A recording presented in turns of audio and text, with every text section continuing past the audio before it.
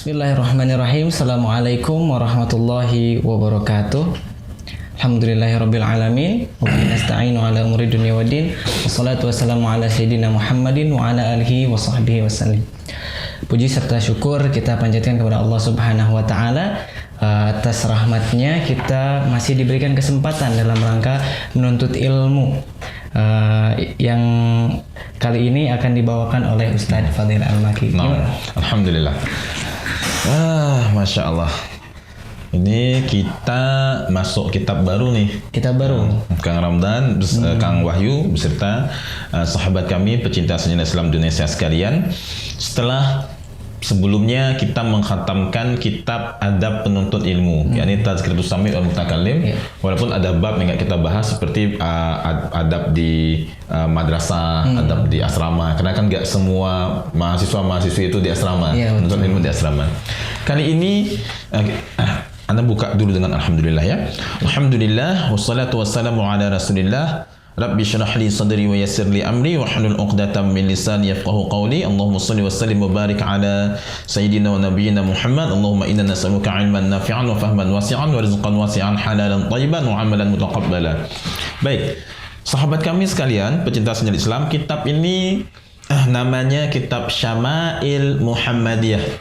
Kitab Syama'il Muhammadiyah disusun oleh Imam At-Tirmizi, Muhammad bin Isa bin Thawrah At-Tirmizi, dikenal dengan nama Imam Tirmizi, dan beliau juga menyusun kitab hadis namanya Jami' Tirmizi atau Sunan Tirmizi. Kitab tebal itu, ribuan hadis di situ.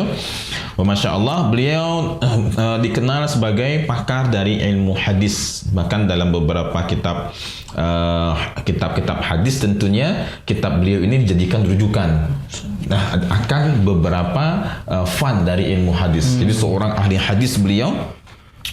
Maka beliau pun menyusun kitab ini. Kitab yang isinya adalah hadis-hadis mengenai syama'il Nabi Sallallahu Alaihi Wasallam. Apa itu syama'il, nanti kita akan bahas. Baik, mudah-mudahan dengan membaca kitab ini, mensyarahnya, mempelajarinya, semakin menambah keimanan kita kepada Nabi, menambah mahabbah kita kepada Nabi. Karena bagaimana kita akan mencintai tanpa mengenal? Nggak kenal, nggak sayang, kata orang gitu kan. Kalau nggak kenal dengan Rasulullah, nggak akan bertambah mahabbah kita. Naam, Kang Wahyu, sekarang kita akan masuk ke bab yang menjelaskan bagaimana karakter fisik dari Nabi Sallallahu Alaihi Wasallam. Insyaallah. Ini karakter fisik Nabi dari ujung rambut sampai ujung kaki akan dijelaskan dari dalam kitab ini dengan menukil beberapa penjelasan dari sahabat. Ada beberapa nanti penjelasan dari sahabat, diantaranya dari Sayyidina Ali bin Abi Thalib, kemudian ada lagi dari yang lain yang menjelaskan bagaimana karakter Nabi Sallallahu Alaihi Wasallam. Silakan Kang Wahyu dibacakan dulu hadis yang pertama. Tafadhal. Hadis yang pertama itu dari Abu Raja Qutaibah bin Sa'id menceritakan kepada kami dari Malik bin Anas, dari Rabi'ah bin Abi Abdurrahman, dari Anas bin Malik. Nah, ini dari siapa? Anas bin Malik. Iya, betul. Dari Anas bin Malik sallallahu alaihi wasallam annahu sami'ahu yaqulu. Masya Allah. Karena Anas ini merupakan khadimnya Nabi. Jadi orang yang tinggal bersama Nabi, dan tentunya dia paling memahami, paling detail menjelaskan karakter fisik dari Nabi. Soalnya hari-harinya bersama Nabi sallallahu alaihi wasallam. Kemudian berkata Rasulullah sallallahu alaihi wasallam, bukan annahu sami'ahu yaqul. Oh, mendengar Anas bin Malik berkata. Jadi Anas bin Malik menjelaskan. Anas bin Malik menjelaskan kepada an Rabi'ah bin Abi Abdurrahman, kepada Rabi'ah. Jadi Rabi'ah bin Abi Abdurrahman ini mendapatkan penjelasan dari Anas bin Malik bahwasanya dia pernah mendengar. Anas bin Malik suatu hari berkata, apa kata Anas bin Malik? Silakan. Rasulullah SAW itu perawakannya tidak terlalu tinggi. Nah, perawakan Nabi tidak terlalu tinggi, tapi kita belajar hadis itu butuh syarah. Iya. Nah, Ustaz, apakah Rasulullah kalau berdiri beliau itu pendek berarti? Enggak seperti itu. Jadi baca dulu, nanti baru saya akan syarah. Rasulullah itu perawakannya tidak terlalu tinggi. Laisa bitawilil ba'in. Nah, nanti saya akan jelaskan. Lanjutkan. Kemudian juga tidak terlalu pendek. Wala bil qasir. Jadi Nabi tidak terlalu tinggi sebagai beliau adalah makhluk ciptaan Allah, ya, manusia yang karakter fisik beliau sallallahu alaihi wasallam dijadikan oleh Allah sebagai sebaik-baik bentuk, kemudian tidak terlihat terlalu tinggi, jangkung. Tapi ada keunikan. Ini yang ingin saya jelaskan. Di sini disampaikan Nabi tidak laisa bitawili ba'in, bukan orang yang jangkung luar biasa, wala bil qasir, dan juga bukan orang yang pendek. Maksudnya bagaimana? Maksudnya Allah jadikan karakter fisik Nabi ini proporsional. Nah, dalam hadis lain dikatakan murabba. Murabba itu orang yang tubuhnya itu ideal. Karena ada orang kan kita lihat, waduh itu jangkung banget, tinggi sekali itu. Kalau dia nyemis main volley itu nggak usah lompat kayaknya. Ini nggak enak dilihat, kayak kurang proporsional gitu. Atau ada orang yang kakinya panjang, badannya biasa, lehernya panjang. Ini angsa atau apa? Nah, tentunya nggak enak dilihat. Betul. Tapi Nabi kita sallallahu alaihi wasallam, beliau ideal tubuh beliau, proporsional tubuh beliau, dan juga tidak terlalu pendek. Maka orang kalau lihat Nabi sedang sendiri itu melihat karakter fisik yang sangat-sangat indah, masya Allah. Tidak jangkung yang membuat jelek dilihat, tidak pendek yang membuat bosan dilihat. Tapi walaupun ketika sendiri Nabi tidak terlalu tinggi, mohon maaf, tidak jangkung berlebihan, ada penjelasan dari para ulama seperti ini. Ada kekhususan yang dimiliki oleh Nabi kita sallallahu alaihi wasallam. Dan saya pernah menanyakan langsung juga kepada Syekh saya untuk memastikan ketika saya baca hadis ini, ya Syekh dijelaskan dalam kitab laisa bitawili ba'in. Nah, Syekh saya menjelaskan seperti ini, ketika Nabi sendiri, maka sahabat melihat Nabi merupakan manusia yang memiliki fisik sangat-sangat indah. Tidak terlalu jangkung sehingga kita melihatnya itu nggak enak, tidak terlalu pendek sehingga bosan dilihat. Walaupun Nabi ideal, proporsional, tidak jangkung berlebihan, tapi ketika berdiri dengan para sahabat, bahu beliau paling tinggi.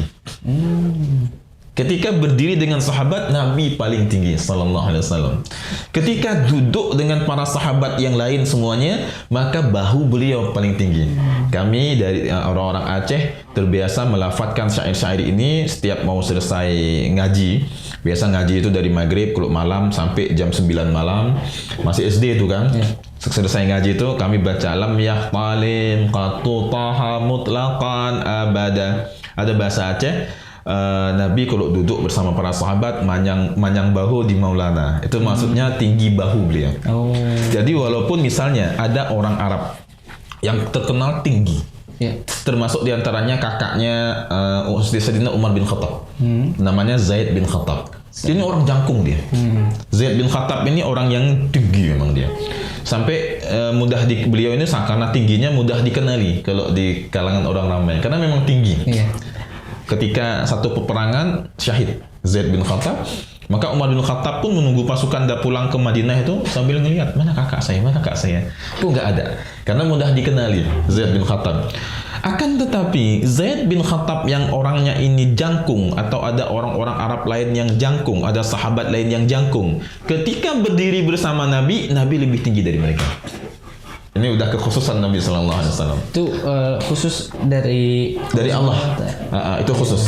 Kemudian juga kitab ini sempat disyarah oleh guru saya, Syekh Abdul Rauf. Beliau anak dari seorang ulama hadis, Syekh Muhammad Hafid, dan Syekh Muhammad Hafid ini juga merupakan murid daripada Syekh Maulana Zakaria Al-Kandahlawi. Beliau menjelaskan juga seperti itu, Syekh Abdul Rauf. Nabi Sallallahu Alaihi Wasallam tubuh beliau itu proporsional. Tubuh beliau proporsional, tidak jangkung yang berlebihan. Beliau tinggi, tapi tidak jangkung yang berlebihan. Ini maksud laisa bitawilil ba'in. Ada orang jangkung, itu kadang-kadang lehernya itu tinggi gini. Atau kakinya kepanjangan. Jadi nggak enak untuk dilihat. Nah, Nabi beliau itu tinggi, tubuh beliau tapi proporsional. Namun tidak terlalu jangkung tinggi berlebihan. Ini maksud dari laisa bitawilil ba'in. Tinggi tapi proporsional. Enak kita lihat. Maka ketika ada orang lain yang kalau sahabat lihat, ini Zaid bin Khattab setinggi ini sahabat ini setinggi ini. Sepertinya kamu kalau berdiri sama Rasulullah kamu lebih tinggi. Nah itu kalau di pandangan sekilas gitu. Kamu kalau berdiri sama Rasulullah kamu lebih tinggi. Tapi ketika duduk bersama Rasulullah, ketika berdiri bareng sama Rasulullah lebih tinggi dari semua sahabat beliau. Dan ini merupakan kekhususan yang diberikan oleh Allah kepada nabinya. Kalau Nabi duduk, bahu beliau paling tinggi. Kalau Nabi berdiri, maka beliau termasuk yang paling tinggi. Nanti ketika Nabi berpisah dengan para sahabat lihat Nabi ideal tubuh beliau, nggak terlalu jangkung yang berlebihan, tinggi tapi ideal. Dan ketika lihat sahabat yang lain, kok kayaknya tinggian kamu ya sama Rasulullah. Ketika duduk bersama Nabi, ketika berdiri bersama Nabi, maka Nabi tetap yang paling. Ini kekhususan. Nah, ini kekhususan yang diberikan oleh Allah kepada Rasulullah Sallallahu Alaihi Wasallam. Kalau orang-orang Aceh, saya rasa udah terbiasa dengan syair ini. Kalau Nabi duduk, beliau akan paling tinggi bahu beliau. Kalau beliau berdiri juga beliau paling tinggi dibandingkan sahabat. Maksud dari kata laisabit tawilil bait ini dijelaskan oleh guru saya.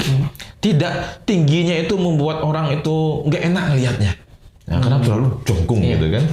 Sehingga satu kesempatan akhi, ada teman saya, ada seorang ikhwan, dia mimpi ketemu Nabi. Mimpinya panjang. Iya. Akhirnya dia mimpi ketemu Nabi Sallallahu Alaihi Wasallam, tapi dia masih nggak percaya dalam mimpinya. Benar nggak ya dia Rasulullah? Kenapa nih nggak percaya? Merasa nggak layak. Akhirnya dia mimpi dan dalam mimpinya itu banyak orang yang memeluk Nabi Sallallahu Alaihi Wasallam. Kemudian juga Nabi duduk bersama para sahabat yang lain. Setelah karena dia mimpi masuk ke dalam satu rumah, di rumah itu ada Rasulullah dan ada sahabat. Ada Rasulullah SAW dan ada sahabat. Alhamdulillahnya dia udah ngaji syama'il. Jadi dia tahu. Maka dia masih agak ragu. Ini Nabi bukan ini? Ini Nabi atau bukan ini? Lalu dalam mimpi itu dia ingin melihat, benar nggak Rasulullah bahunya lebih tinggi kalau duduk dibandingkan sahabat.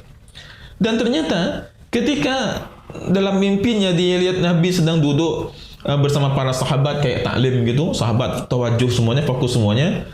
Fisik Nabi Sallallahu Alaihi Wasallam ideal dan bahu beliau lebih tinggi dari para sahabat. Kemudian dia tunggu kapan Nabi berdiri. Padahal ketika duduk itu dia lihat ada sahabat yang lebih jangkung kayaknya. Iya. Ada karena cerita dia itu sahabat itu ada 20-30 orang duduk. Dia lihat ada sahabat yang fisiknya besar. Tapi ketika berdiri bersama Nabi tetap Nabi paling tinggi. Maka dia yakin bahwasanya ini Rasulullah Sallallahu Alaihi Wasallam. Mimpinya lumayan lama, kemudian dia pun terbangun. Jadi yang saya ajibnya dalam mimpi itu pun dia masih bisa untuk cari bukti gitu. Masih ini luar biasa. Nah gitu, ini benar apa enggak nih? Jadi ini satu mimpi yang menurut saya mimpi hadiah besar dari Allah. Karena masih bisa berpikir dalam mimpi. Jarang kita bisa berpikir dalam mimpi. Biasanya kan? kalau kita mimpi ya udah aja ikutin. Iya ikutin. Kalau terlalu banyak mikir nanti kebangun. Nah ini benar-benar satu hadiah besar dari Allah. Dalam mimpi pun dia masih mikir. Jadi di sini Nabi laisa bit tawilil ba'in wala bil qasir. Dan juga ada sedikit syarahnya di sini. Yakni di sini tidak terlalu jelek kalau untuk dilihat. Lam yakhruj bitulihi an hadil i'tidal. Tingginya Nabi itu tidak akan mengeluarkan ketinggian beliau itu dari tahap i'tidal, tahap ideal, tahap proporsional. Yang tadi kita bahas ada orang yang tinggi itu tapi nggak enak dilihat. Nah, Nabi itu tinggi tapi tidak keluar dari proporsional. Makanya dikatakan laisa bit tawilil ba'in, bukan laisa bit tawil. Kalau laisa bit tawil enggak tinggi. Kalau laisa bit tawilil ba'in tidak tinggi yang mengeluarkan dari tahapan proporsional tadi. Jadi Nabi itu tinggi tapi tetap enak dilihat. Masya Allah. Naam. Wala bil qasir, enggak pendek, pasti itu. Kemudian wala tidak putih sekali kulitnya. Wala bil abyadil amhaq. Tidak kecoklatan. Putih sekali itu maksudnya begini. Amhaq itu ada orang putih tapi putih pucat. Iya. Kayak putih kerasukan gitu. Kita lihat putih itu kayak orang kedinginan gitu. Nabi putih. Bahkan salah seorang syekh beliau menjelaskan begini, putih Nabi itu kemerah-merahan. Nanti ada penjelasan di sini di depan. Putih Nabi itu agak kemerah-merahan dan enak dilihat putihnya itu. Nanti ada penjelasan di depan. Ini. Nanti di depan ada penjelasan bagaimana putihnya Rasulullah. Ada orang putih biru. kebiru-biruan, itu kayak pucat gitu. iya. Itu nggak enak dilihat. Kayak mayit. Iya, tapi Nabi putih dan ada kemerah-merahannya sedikit. Nah itu putih yang enak untuk putih yang enak untuk dilihat. Naam. Kulit beliau itu putih dan putihnya itu bahkan leher Nabi Sallallahu Alaihi Wasallam ini seperti perak putihnya. Maksudnya seperti perak itu enak untuk dilihat. Iya. Wajah beliau itu kalau marah bisa dilihat dari ada urat di sini Sallallahu Alaihi Wasallam. Antara kedua mata alis beliau ini ada urat yang kalau beliau marah wajah beliau itu akan memerah dan urat ini akan memerah. Nah itulah kita bilang putih kemerah-merahan. Jadi sahabat tahu Nabi marah itu dari merahnya wajah beliau. Karena Nabi kalau marah itu jarang ngomong kasar. Jadi ini perlu kita ikutin hadirin sekalian pecinta sinyal Islam. Kalau kita marah sama siapapun diem aja dulu. Khawatir kalau sekali kita keluar bicara itu semua kebun binatang keluar. Nabi itu kalau lagi marah beliau diam dan akan berpaling. Jadi kalau marah sama seorang sahabat itu akan berpaling.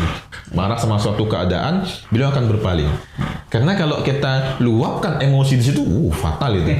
Dan marahnya pun di tempat yang betul gitu Ustaz ya. Iya, marahnya di tempat hal-hal yang memang beliau tidak sukai dalam hal dibenci oleh Allah, dibenci oleh agama. Jadi Nabi Sallallahu Alaihi Wasallam kalau marah itu jarang meluapkan lewat kata-kata. Beliau lebih diam atau wa'aba. Wa'aba itu berpaling. Sama kalau misalnya nanti Kang Ram dan Kang Wahyu menikah, marah sama istri lebih bagus diam dan berpaling dulu. Kalau lagi marah di kamar, ke dapur kemana dulu. Kalau diluapkan di situ ngomong kasar gini, apalagi kalau sampai ngomong kamu emang seharian kerjain apa aja, wah itu bisa ngambek seminggu itu. Seminggu. Jadi lebih bagus invest diem aja. Nanti seminggu akan romantis pastinya. Kalau perempuan dah ngambek susah. Iya betul. Susah dan di rumah itu males aja bawaannya. Baik, jadi Nabi itu kalau saya kadang-kadang kami kalau dengan santri itu ada yang ngeselin itu saya lebih bawa diem dulu. Bawa diem ketika emosi dah turun nanti baru saya nasihatin. Karena ketika saya nasihatin dalam keadaan emosi itu nasihatnya akan bercampur kalimat-kalimat kotor nantinya. Kalimat-kalimatnya nggak bagus, nggak baik pastinya kan. Maka Nabi SAW itu kalau marah beliau akan memerah wajah beliau dan sahabat mengetahui Nabi marah dari memerah wajah Nabi. Maka kulit beliau itu putih kemerah-merahan dan bukan putih yang pucat gitu, putih kayak ada putih Dracula atau putih vampir ya. Putih vampir, putih yang serem itu bukan begitu. Itu putih yang nggak bagus. Maka dikatakan wala bil abyadil amhaq, bukan putih yang nggak enak dilihat. Amhaq itu putih yang terlalu pucat, nggak bagus putihnya. Tapi beliau itu putihnya terah kemerah-merahan. Wala bil adam dan juga tidak seperti kecoklatan kayak kita gini. Ini enggak, ini coklat ini. Ini kulit Nabi Musa persis seperti kulit orang-orang yang agak sedikit kecoklatan, orang-orang Asia mungkin. Asia Tenggara. Ada jelaskan dalam Asia Tenggara. Ada juga Asia yang Asia Timur mungkin agak ini ya. Ada dalam kitab Qasasul Anbiya. Jadi penjelasan mengenai kulit Nabi Musa alaihissalam. Waktu itu ketika baca kitab saya ingat dulu senior saya itu masih belum paham ya Syekh apa maksudnya kalimat ini. Kulit Nabi adalah seperti kulit kamu, kulit Nabi Musa alaihissalam seperti di sini dijelaskan warnanya seperti kulit kamu, seperti kulit saya. Kebetulan Syekhnya itu Syekh kakek guru saya, Syekh Ismail Zin nama beliau, dan beliau itu orang Yaman, jadi agak sedikit kecoklat-coklatan, seperti orang Indonesia kulit beliau. Naam. Wala bil adam dan juga nggak kecoklatan, cerah kulit Nabi Sallallahu Alaihi Wasallam. Kemudian rambutnya ikal. Tidak terlalu keriting dan tidak terlalu pula lurus kaku. Wala bil ja'dil qatat. Tidak, rambut beliau itu ikal tapi nggak keriting. Ada orang yang ikal tapi kriwil. Itu kalau udah masuk semut ke dalam nggak bisa keluar itu. Tersesat. Iya, gini-gini jadi rambutnya. Dan nggak lurus, nggak terlalu lurus. Nggak enak dilihat. Ada orang bonding rambut dulu zaman-zaman siapa. Lihat ada artis laki-laki ataupun ada lihat anak band yang rambutnya itu di bonding gitu kan, Harajuku kan. Iya. Iya, jadi rambut panjang tapi lurus gitu. Lurusnya itu jatuh. Lurus jatuh. Maka rambut Nabi nggak kayak gitu. Rambut Nabi itu berlekuk. Nah, itu namanya ikat. Berlekuk seperti ini. Di ujungnya berarti saudara. Enggak, dari awal tuh berlekuk begini. Oh. Jadi ada tali, mungkin bisa kita. Oh, enggak ada ya. Ada. Jadi saya begini sahabat kami sekalian pecinta sunnah Islam berlekuk. Nah, enggak berbulat gini enggak lurus gini enggak. Nah, tapi berlekuk. Jadi kalau rambut beliau itu ada lekukannya. Saya enggak pelihara rambut panjang namanya. Kalau rambut lurus gini tuh lucu. Itu kayak baru keluar salon. Ya, rambut Nabi ini berlekuk, tapi enggak berlekukannya itu enggak kriwil, enggak belok sampai bulat. Nah, ini berlekuk rambut Nabi. Wala bil ja'dil qatat wala bis sabat, enggak terlalu keriting yang kriwil dan juga enggak lurus. Artinya tidak keriting, tidak terlalu lurus, maka pertengahannya. Berlekuk. Ada orang yang pelihara rambut dia enggak bonding kan rambutnya kalau di sini itu agak sedikit ada lekukan. Iya, betul. Nah, kemudian Allah mengutusnya sebagai Rasul pada usia 40-an tahun. Ya, sama-sama kita pahami Nabi menjadi Rasul, beliau umur 40, faqama. Beliau tinggal di Mekah selama 10 tahun dan di Madinah selama 10 tahun. Ya, tapi ini ada penjelasan hadis yang lain. Iya. Nah, ini ada penjelasan hadis yang lain nantinya. Wa tawafahu, Allah mewafatkannya pada usia 60 tahun. ini ada penjelasan yang lain bahwasanya Nabi kita itu 63 tahun. Nah, nanti ada hadis yang saling mendukung. Walisa, pada kepala dan jenggot beliau tidak terdapat sampai 20 helai rambut. Itu sya'ratan bayda, maksudnya bukan rambut tapi rambut yang putih. Rambut putih, uban katanya. Di sini jelaskan walisa fi ra'sihi wa lihatihi anshuruna sya'ratan bayda. Jadi di rambut dan di jenggot beliau sallallahu alaihi wasallam uban beliau itu enggak sampai 20. Anna syaiba fi lihatihi wa fi ra'sihi kana qalilan, sedikit. Bihaitsu la yasilu ila 20 sya'rah, enggak sampai 20. Ini kalau uban Nabi yang di jenggot dan jenggot Nabi lebat, masyaallah. Jenggot Nabi enggak seperti jenggot saya tentunya ini. Beliau masyaallah beliau luar biasa. Jenggot beliau lebat dan walaupun jenggot beliau itu lebat tapi tidak lebih dari kalau digabung apa tadi si yang rambut putih uban di jenggot, lihyah dan juga rambut beliau itu kalau digabung nggak sampai 20. Ini menunjukkan fisik beliau sehat. Iya, betul. Ada seorang dokter, beliau pakar tibun nabawi, beliau jelaskan bahwasanya orang yang sedikit ubannya itu pertanda bahwa fisik tubuhnya itu bagus, sehat. Saya bukan dokter, jadi saya nggak bisa ngejelasin bagaimana gitu ya. Sehingga di sini menunjukkan bahwasanya Rasulullah adalah pribadi yang sehat beliau. Sehingga uban beliau aja kalau digabung uban jenggot sama rambut itu nggak sampai 20. Masya Allah. Saya ingin jelaskan sedikit Kang, apa itu syama'il? Apa itu syama'il? Di sini ada penjelasan. Asyama'ilu al-muradu biha khisalul insan wa wasafuhu wa khilaluhu wa akhlaquhu wa adabuhu wa nahwu zalika. Di sini dijelaskan bahwasannya syama'il itu adalah karakter fisik seorang manusia. Syama'il. Kemudian sifat-sifatnya. Bagaimana sifatnya, bagaimana ketika marahnya, bagaimana ketika dia mau duduk, bagaimana ketika dia bersedih. Wa khilaluhu wa akhlaquhu wa adabuhu. Kemudian menjelaskan juga adalah bagian dari adabnya ketika makan bagaimana, ketika mau tidur adabnya bagaimana, ketika berpakaian bagaimana. Kemudian akhlaknya. Akhlak adalah hasil daripada adab tadi, akhlak bagaimana dia bermuamalah dengan orang lain, bagaimana ketika duduk dengan orang lain. Nabi sallallahu alaihi wasallam siapapun yang datang, beliau akan menyambut dengan sangat luar biasa baik.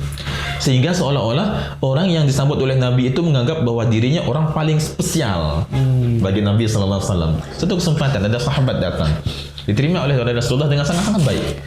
Diterima oleh Rasulullah sangat-sangat indah penerimaan beliau. Sampai si sahabat ini menganggap mungkin aku ini adalah sahabat yang paling dicintai oleh Rasulullah. Dan dia bertanya, ya Rasulullah, ana Abu Bakar, saya atau Abu Bakar? Maksudnya yang lebih dekat dengan kamu. Abu Bakar, kata Nabi. Tapi jujur. Ditanya lagi, ana au Umar ya Rasulullah? Umar, kata Nabi. Sampai sahabat tadi, kalau gitu saya nggak nanya. Sahabat ini pun setelah bertanya begitu dia agak sedikit menyesal. Kalau saya tahu gitu jawabannya saya nggak akan tanya. Kenapa? Karena cara Nabi menyambut sahabat itu luar biasa indah. Seolah-olah ini tamu agung, tamu yang paling dekat dengan Nabi Sallallahu Alaihi Wasallam. Di situ menunjukkan inilah bagian yang akan kita pelajari daripada syama'il, karakter fisik Nabi, akhlak Nabi, adab Nabi, keseharian Nabi Sallallahu Alaihi Wasallam. Kalau di sini Kang, antum bisa sedikit baca apa saja. Perawakan fisik, tadi sudah mulai masuk satu hadis, tanda kenabian, ada khatam nubuah, ya, pakaian dan penampilan, pakaian Nabi, penampilan Nabi, bagaimana beliau memakai sorban, bagaimana beliau pernah memakai selendang juga, kemudian bagaimana beliau bercela, masya Allah, bagaimana beliau bersiwak, perhiasan, cincin Nabi Sallallahu Alaihi Wasallam, ya, baju perang dan senjata, akhlak dan sikap Nabi, gaya berjalan dan cara duduk, Nabi jalan, cara Nabi duduk, cara makan dan minum. Ini keseharian ini, yang tentunya kalau kita pelajarinya bisa kita praktekkan langsung nanti ini. Cara makan dan minum, cara bertutur dan bercanda. Nabi juga bercanda bersama para sahabat. Cara tidur, cara beribadah. Dan beribadah Nabi, solat Nabi bagaimana, solat malam Nabi bagaimana, tangisan Nabi, wafatnya Nabi. Jadi ada banyak sekali bab yang akan kita bahas di sini. Kemudian ada beberapa faedah kalau kita mempelajari syama'il, wa fi dirasati syama'ilihi sallallahu alaihi wasallam wa ma'rifatihi khisa wa ma'rifatu khisalihi wa khilalihi fawaidun azimatun. Ada banyak sekali faedah yang besar, faedah yang azim di sini yang bisa kita ambil jika kita mempelajari syama'ilnya Nabi Sallallahu Alaihi Wasallam. Kalau kita mau mempelajari ini luar biasa sekali fawaidnya ini, faedah-faedahnya. Di sini ada awalan wasanian, ada berapa poin, ada 7, ada 8 poin, tapi nggak saya bahas semua. Yang pastinya karena waktu kan ini ya. Yang pastinya ingin kita tekankan, tapi nanti mungkin pertemuan selanjutnya kita akan bahas apa aja faedahnya.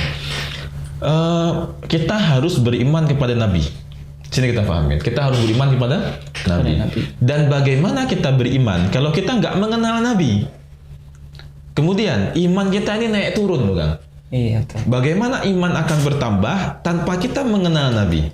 Sehingga kitab ini merupakan kitab yang hendaknya dipelajari oleh orang yang baru beriman dan orang yang udah lama beriman.